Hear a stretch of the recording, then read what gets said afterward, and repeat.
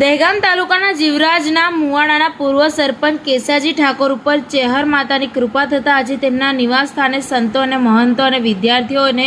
સન્માનિત કરીને જમવાનો કાર્યક્રમ રાખવામાં આવ્યો। ગાંધીનગર જિલ્લાના દહેગામ તાલુકાના જીવરાજના મુવાડા ગામે છેલ્લા 10 વર્ષથી પૂર્વ સરપંચ તરીકે ગામનો સર્વાગી વિકાસ કરવામાં ક્યાંય પાછી પાણી કરી નથી અને તેમની સાથે તેમના મિત્ર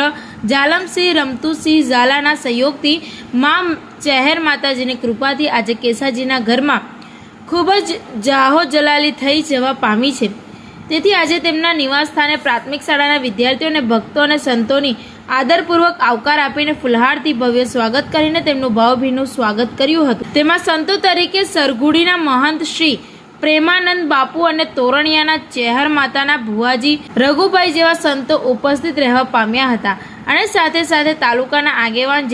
જેવા કે તાલુકા ક્ષત્રિય સમાજના પ્રમુખ બાબુસિંહ ઝાલા, જિલ્લા પંચાયત સદસ્ય દેવરાજસિંહ ઝાલા, તાલુકા કોંગ્રેસ પ્રમુખ ધનપાલસિંહ ઝાલા, એડીસી બેંકના ડિરેક્ટર રાજુભાઈ શાહ, ગામના સરપંચ ગાભુસિંહ ઝાલા અને